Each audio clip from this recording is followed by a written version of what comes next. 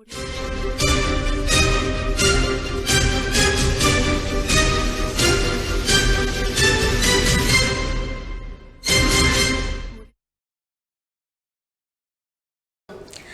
Pemilih, selamat bergabung kembali di podcast Kotak Suara KPU Provinsi Gorontalo. Kali ini Novia senang sekali bisa hadir kembali menyapa Sobat Pemilih dimanapun kalian berada. Dan tentunya semoga kalian dalam keadaan sehat selalu. Jika pada edisi podcast Kotak Suara sebelumnya kita sudah membahas tentang teknis dan mekanisme pelaksanaan tahapan pemilihan serentak tahun 2020, maka kali ini kita akan membahas tentang penyelenggaranya itu sendiri, yaitu kode etik dan integritas penyelenggara pemilu. Seperti biasa, Novia tidak sendiri karena pada hari ini sudah hadir narasumber bersama kita, yaitu Bapak Ramli Ondang Jau, anggota KPU Provinsi Gorontalo, Divisi Hukum dan Pengawasan. Selamat pagi Pak Ramli. Selamat pagi Mbak Novi.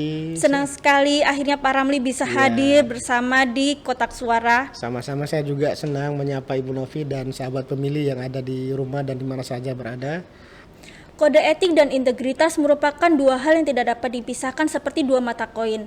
Penyelenggaraan pemilu yang berkualitas tidak akan dapat terwujud jika segenap penyelenggaranya tidak melaksanakan tugas dan tanggung jawabnya secara mandiri, profesional, dan berintegritas. Sebelum kita memasuki inti perbincangan kita pada pagi hari ini, mungkin Bapak bisa menjelaskan terlebih dahulu kepada sahabat pemilih, apa sih ini kode etik dan integritas itu, lalu apa pentingnya kedua hal tersebut bagi penyelenggara maupun dalam proses penyelenggaraan pemilu. Baik Mbak Novi, integritas dan kode etik itu adalah dua hal yang berbeda. Namun Mbak Novi sampaikan tadi di awal adalah dua hal yang sama, persis seperti dua mata koin yang tidak bisa dipisahkan. Namun secara definisi kode etik dan integritas itu adalah dua hal yang berbeda. Namun untuk penyelenggara justru kode etik dan integritas itu adalah jubah besar penyelenggara pemilu maupun penyelenggara pemilihan. Nah, integritas itu adalah bangunan dasarnya. Ada 4 hal pokok ya, secara regulasi mengatur terkait dengan integritas, yaitu mandiri, soal jujur, soal adil, dan soal kepastian hukum terhadap penyelenggara. Nah, 4 hal ini yang kemudian membentuk pribadi seorang penyelenggara menjadi berintegritas.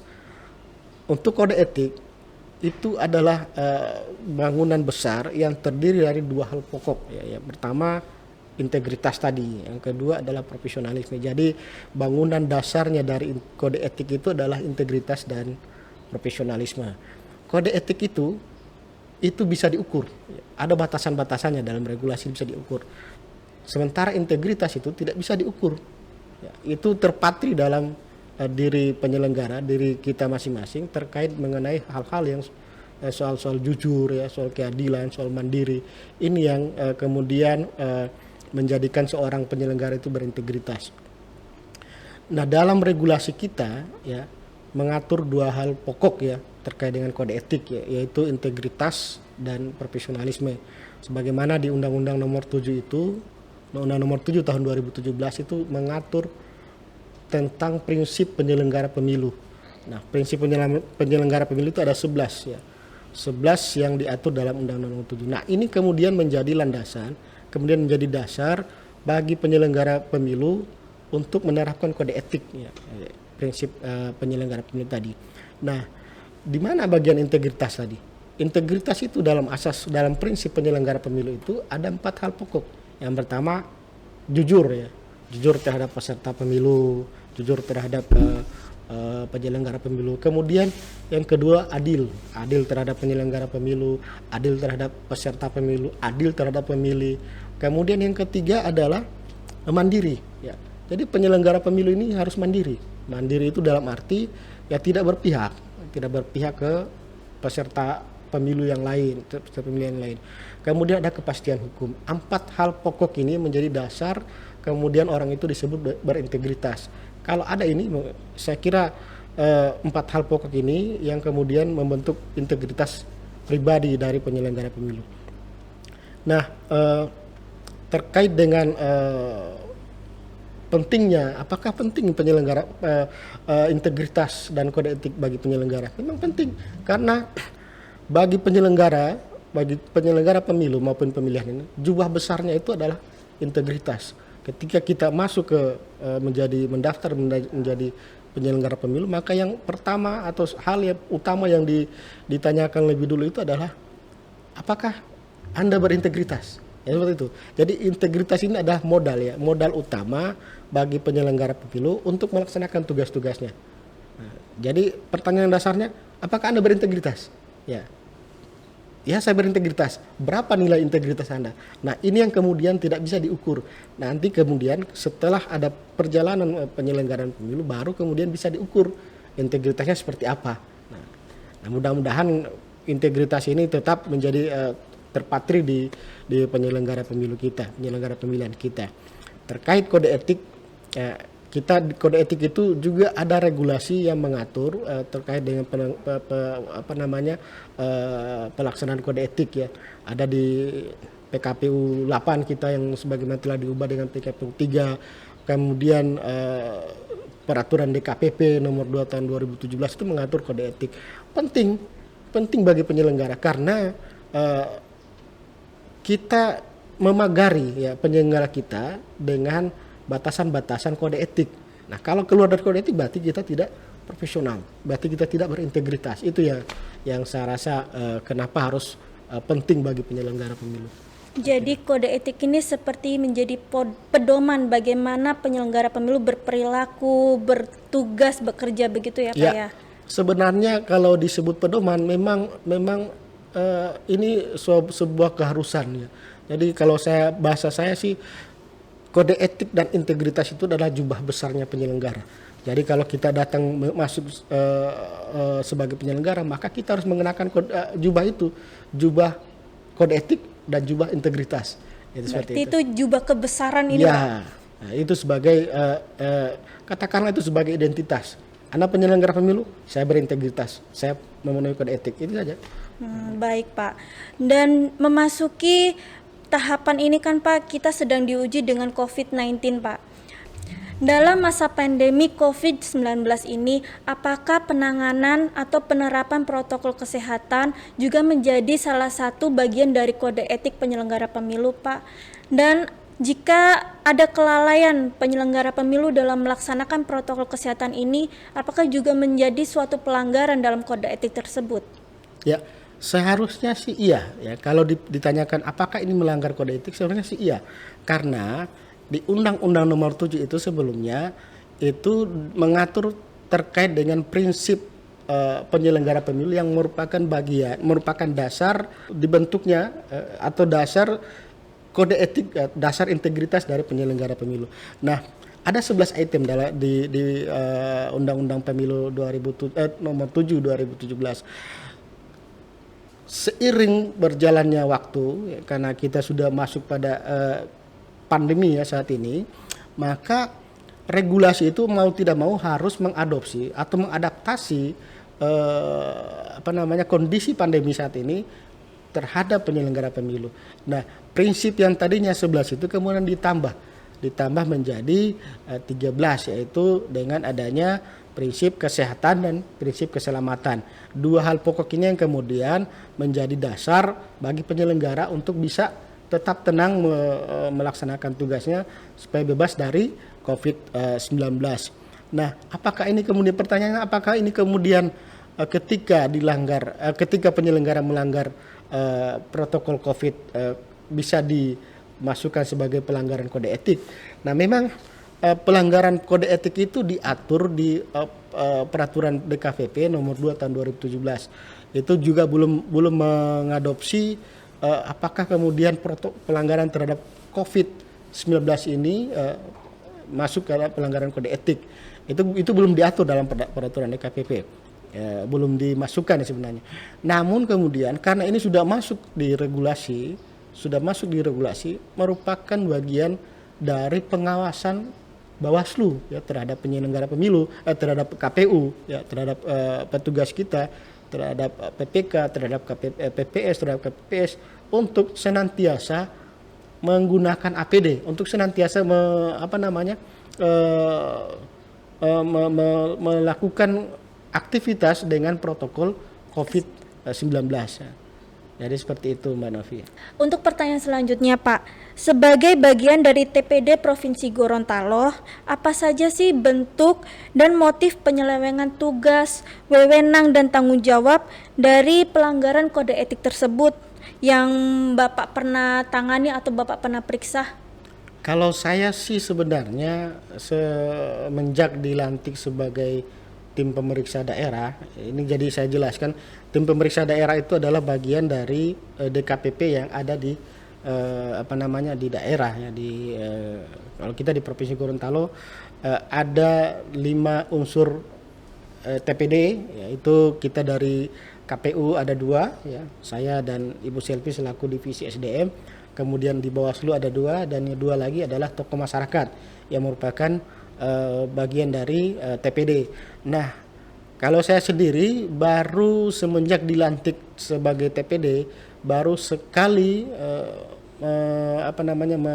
melakukan menangani memeriksa pelanggaran kode etik ya, dugaan pelanggaran kode etik, yaitu pelanggaran kode etik yang dilaporkan terhadap Bawaslu Kabupaten Gorontalo, dan itu sudah kita laksanakan terkait dengan dugaan pelanggaran kode etik, dan kemudian putusannya ternyata tidak terbukti teman-teman Bawaslu Kabupaten Gorontalo melanggar kode etik, dan putusannya adalah rehabilitasi terhadap tiga anggota Bawaslu, ketua dan anggota Bawaslu, kemudian dan 1 sekretaris. Sebelumnya sih untuk penanganan pelanggaran kode etik yang diperiksa oleh TPD itu ada penyelenggara kita KPU, yaitu KPU Bualemo ya. Kemudian ada KPU Gorut itu di tahun 2019, dan itu juga keputusannya juga rehabilitasi. Nah, ini hal-hal yang kemudian menjadi perhatian kita serius kepada penyelenggara pemilu. Walaupun kita sudah kerja maksimal, ya sudah kerja dengan katakanlah batasan-batasan kode etik dan integritas, namun kemudian inilah ruang pemilu itu bebas ya, ruang terbuka. Artinya terbuka itu siapa saja bisa melaporkan kalau misalnya ada dugaan kode etik, dugaan pelanggaran kode etik. Itu. Lalu Pak, adakah sebagai anggota TPD ini Pak, adakah menurut Bapak yang perlu diperbaiki dalam proses pengawasan penerapan kode etik ini Pak? Mungkin dari segi mekanismenya atau dalam prosesnya begitu, apakah ada yang perlu diperbaiki atau? Ya, sebenarnya dari regulasi kita itu sudah jelas kita dipagari dengan prinsip-prinsip penyelenggara pemilu. Nah, ini saja sebagai landasan kita dalam melaksanakan tugas sebagai penyelenggara pemilu, baik itu KPU, baik itu Bawaslu maupun penyelenggara pemilu ad hoc ya, PPK, PPS, kemudian KPPS. Nah, ini kita sudah dipagari regulasi. Harusnya secara ideal kalau kita ikut regulasi itu, kalau kita ikut aturan-aturan yang ada di regulasi, harusnya ini berjalan dengan baik ya, Nah, harapannya sebenarnya dalam proses penyelenggaraan kode etik dan integritas ini, teman-teman penyelenggara itu baik KPU, baik Bawaslu, baik PPK, KPPS, PPS dan KPPS maupun PPDP harus mengikuti protokol ya atau protap yang diatur dalam Undang-Undang Nomor 7 ya, tahun 2017, kemudian peraturan DKPP Nomor 2 tahun 2017 terkait dengan pelanggaran kode etik ya. Harapannya sih itu sebenarnya. Di tahun 2020 di Provinsi Gorontalo sendiri ada 3 daerah yang menyelenggarakan pemilu. Lalu adakah upaya-upaya preventif dari KPU Provinsi Gorontalo Pak sebagai pengawas dari KPU daerah ini dalam pelaksanaan tugas mereka agar tetap dalam koridor-koridor kode etik penyelenggara pemilu? Ya. Selama ini yang kita lakukan adalah kalau soal tindakan preventif ya, selama ini yang kita lakukan adalah koordinasi ya, karena kita tugasnya adalah mengkoordinir teman-teman KPU di bawahnya, jajaran bawah, yaitu KPU kabupaten, kota, kemudian kabupaten kota, kemudian mengkoordinasi PPK dan PPS. Bagi KPU provinsi sendiri dalam hal tindakan preventif ini selalu kita ya selalu kita memastikan kepada penyelenggara kita bahwa tetap berjalan pada koridor yang sebenarnya, tetap berjalan pada patron kode etik, tetap berjalan pada rule dari integritas ya. Jadi selain mengadakan BIMTEK ya, kode etik dan penanganan pelanggaran kode etik, kemudian ada BIMTEK terkait dengan integritas, BIMTEK terkait dengan SDM ya, terkait dengan SDM itu yang dari divisi SDM. Kita juga ada membuat grup WA ya, untuk divisi hukum dan SDM sebagai bentuk dual kontrol kita ya, sebagai KPU provinsi terhadap KPU Kabupaten Kota. Nah, dual kontrol ini berfungsi untuk mengontrol hal-hal mana yang kemudian ada dugaan-dugaan yang menyimpang dari kode etik, seperti itu. Jadi selain ada BIMTEK, kita juga mengontrol secara berkala ya, di grup WA maupun kita bisa memonitor terhadap memonitor supervisi terhadap teman-teman kabupaten kota ya, bisa turun langsung. Kalau kita turun langsung itu selalu dengan instrumen pengawasan, kita awasi. Nah, ini bagaimana terkait dengan pelaksanaan kegiatan tahapan dan sebagainya, seperti itu. Berarti tidak pernah lepas untuk selalu melakukan kontrol, koordinasi ya Pak ya? Haruslah, karena kita memang selaku divisi hukum dan pengawasan mengawasi, kemudian mengontrol teman-teman di KPU di kabupaten kota maupun di penyelenggara ad hoc. Baik Pak, semakin menarik saja perbincangan kita kali ini, tapi sahabat pemilih, kita jeda sejenak untuk menyaksikan informasi yang akan tayang berikut ini. Pemilihan serentak di 270 daerah diselenggarakan di masa pandemi COVID-19. Setiap tahapan pemilihan diselenggarakan dengan menerapkan protokol kesehatan pencegahan penularan COVID-19.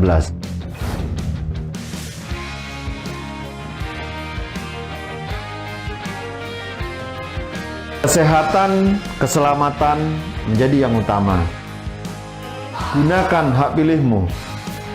Rabu, 9 Desember 2020. Baik sahabat pemilih, kita kembali lagi ke perbincangan kita kali ini. Untuk Bapak Ramli, jika terjadi suatu pelanggaran kode etik, apakah masyarakat bisa melakukan pengaduan? Lalu bagaimana sih mekanisme dengan syarat-syarat pengaduannya itu? Ya, baik Mbak Novi. Di kita itu mengenal istilah whistleblowing system ya. Itu adalah sistem penanganan pengaduan pelanggaran kode etik. Nah, sementara di PKPU 8 yang telah dirubah dengan PKPU 3 itu ada dua mekanisme penanganan pelanggaran kode etik, baik itu merupakan temuan oleh pengawasan internal kita yaitu divisi hukum dan SDM. Ada juga aduan atau laporan dari stakeholder. Nah, siapa saja yang bisa melapor? Nah, siapa saja yang bisa mengadu? Nah, dalam PKPU 8 itu diatur yang bisa mengadukan penyelenggara pemilu itu terkait dengan pelanggaran kode etik itu ada 5 unsur. Yang pertama adalah penyelenggara pemilu, itu penyelenggara pemilihan, yaitu bisa Bawaslu atau mungkin KPU itu sendiri, atau bisa PPK, yang penting dia sebagai penyelenggara pemilu. Kemudian yang kedua adalah masyarakat, ya, masyarakat atau pemilih. Ya. Kemudian yang ketiga adalah peserta pemilu. Yang keempat adalah pemantau pemilu atau pemantau pemilihan. Dan yang kelima adalah tim kampanye dari peserta pemilihan. Nah, ini yang kemudian diatur dalam PKPU 8, siapa saja yang bisa mengadukan. Nah, kalau terjadi aduan dari masyarakat terhadap penyelenggara kita ya, atau KPU atau Bawaslu terkait dengan pelanggaran kode etik, maka aduan itu kemudian diterima oleh yang kita sebut dengan sistem whistleblowing system tadi. Ada tim yang dibentuk oleh KPU untuk menerima laporan, baik itu laporan secara langsung atau laporan melalui email atau inbox yang disediakan oleh tim tadi. Nah, kemudian itu laporan itu diolah oleh KPU atau komisioner ya, atau 5 komisioner itu dalam rapat pleno di rapat pleno itu kemudian dibahas apakah ini ada dugaan atau tidak. Nah, kalau ada dugaan maka dilakukanlah verifikasi dan klarifikasi. Ini metode kedua, langkah kedua, dilakukan klarifikasi dan verifikasi. Nah, terkait apakah itu ada dugaan atau tidak, maka ada dua perlakuan. Yang pertama, kalau misalnya tidak ada dugaan, ternyata tidak ada dugaan setelah dilakukan verifikasi dan klasifikasi, maka kasus itu dihentikan. Jadi tidak lagi diperiksa, tidak lagi ada dibentuk pemeriksaan. Tapi kalau ternyata setelah diklarifikasi dan diverifikasi, apakah ternyata ada dugaan, maka dilanjutkan dengan pembentukan tim pemeriksa. Namun sebelum itu hasil dari verifikasi ini dan klarifikasi ini dibuatkan berita acara dan kemudian dilaporkan di pleno. Nah, pada saat pleno itu juga pun dibentuklah tim pemeriksa yang terdiri dari divisi hukum. Nah, memang kalau dari masyarakat itu sendiri kalau mau melapor harus jelas juga, ya, jangan asal sembarang lapor. Ada yang cuma kirim SMS, ini penyelenggara KPU melakukan dugaan kode etik. Tetapi ada rule-nya, ada aturannya. Nah, di kita ada formulir khusus, ya, itu disebut dengan formulir PE2. Nah, itu memuat identitas pelapor, ya, nama, nomor KTP, alamat, pekerjaan. Yang dilaporkan juga ada siapa yang dilapor, namanya, alamatnya di mana, pekerjaan seperti apa. Nah, ini yang kemudian kita atur mekanisme seperti itu. Untuk bukti yang menjadi indikasi suatu pelanggaran juga harus dilampirkan kan? Harus dilampirkan. Harus. Karena kalau kita juga melakukan verifikasi itu dan klarifikasi itu harus lihat buktinya dulu. Buktinya apa? Nah, kita klarifikasi. Apa benar hasil laporan dari masyarakat seperti ini adanya atau tidak? Nah, itu kemudian kita klarifikasi dan verifikasi. Baik Pak, untuk pelaksanaan tahapan pemilu tahun 2020 sampai sejauh ini, apakah sudah pernah ada laporan-laporan atau aduan yang masuk ke KPU Provinsi Gorontalo terkait pelanggaran-pelanggaran penyelenggara pemilu Pak? Kalau untuk pilkada 2020 ini sih yang masuk ke provinsi itu adalah sebagai laporan. Jadi ada di 3 kabupaten ini, di 3 kabupaten penyelenggara pilkada ini, di Kabupaten Bone Bolango itu ada dugaan pelanggaran kode etik yang menjadi temuan Bawaslu, ya, terhadap sekitar 28 penyelenggara ad hoc kita yang kemudian diduga memberikan dukungan kepada salah satu peserta pemilu. Dan itu sudah teman-teman di KPU Kabupaten Bone Bolango sudah melaksanakan prosedur penanganan pelanggaran kode etik itu dengan metode atau mungkin dengan prosedur yang diatur di PKPU 8 maupun PKPU 3 ya, 2020. Dan hasilnya setelah diverifikasi maupun setelah melalui tim pemeriksaan, maka ada kurang lebih 20 yang yang tidak terbukti di awal, tidak terbukti melanggar kode etik. Nah, itu diberhentikan kasusnya. Namun ada 8 yang lanjut pada tahapan pemeriksaan. Nah, karena ternyata setelah diklarifikasi dan diverifikasi ada dugaan pelanggaran kode etik. Setelah dilakukan tahapan pemeriksaan, maka putusannya adalah peringatan keras terhadap 8 penyelenggara pemilu yang diduga melanggar kode etik. Kira itu. Jika sampai pada tahap pemeriksaan dan hasilnya keluar terbukti terjadi pelanggaran, apakah bentuk sanksinya hanya suatu peringatan Pak, atau tidak ada sanksi lain yang lebih berat begitu untuk penyelenggara pemilunya? Nah, di PKPU 8 kita, PKPU 8 2017 dan sebagaimana dirubah di PKPU 3 2020 itu diatur mekanisme sanksi, ya.